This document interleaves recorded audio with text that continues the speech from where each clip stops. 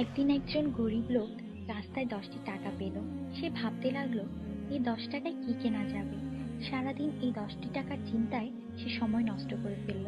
পরে সেই 10 টাকা ফেলে দিল।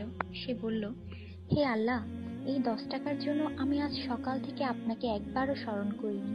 সেই সব লোক আপনাকে কিভাবে স্মরণ করে যাদের লাখ টাকা আছে? আল্লাহ সুদ হারাম করে দিয়েছেন, আমরা ব্যাংক বানিয়েছি।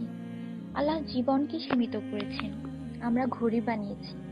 আল্লাহ পর্দার হুকুম দিয়েছেন, আমরা টিভি, ডিভিডি, ডিশ দিয়ে বেহায়ামি সর্বসাধারণের জন্য করে দিয়েছি।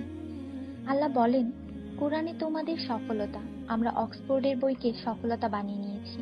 আল্লাহ মিথ্যা বলা নিষেধ করেছেন, আর আমরা এপ্রিল ফুল পালন করা শুরু করে দিয়েছি। আল্লাহ বৃদ্ধ বয়সে মা বাবার সেবা করতে বলেছেন, আমরা বৃদ্ধাশ্রম বানিয়ে ফেলেছি। আজ মুসলমান এই জন্য দুশ্চিন্তায় যে যাকে খুশি করার তাকেই তো রাগিয়ে ফেলেছি।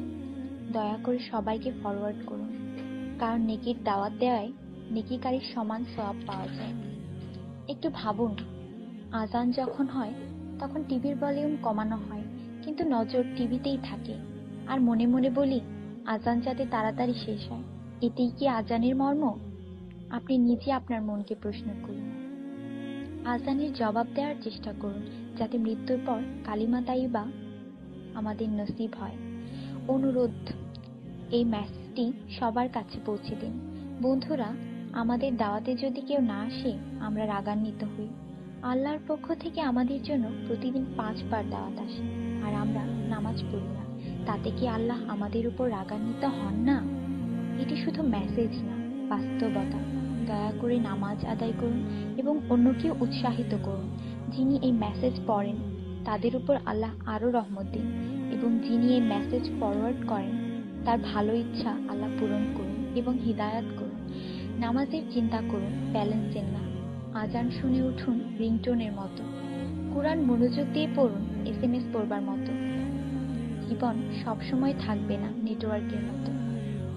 নামাজ ত্যাগ করা মানে আল্লাহকে রাগান্বিত করা। ফজর 6 মিনিট, জোহর 15 মিনিট, আসর 8 মিনিট, মাগরিব 10 মিনিট, এশা 18 মিনিট, মোট 57 মিনিট। 80% লোক এই মেসেজ ফরওয়ার্ড করে না। দয়া করে আপনি করুন। আল্লাহ সবার মঙ্গল করুন। আমিন।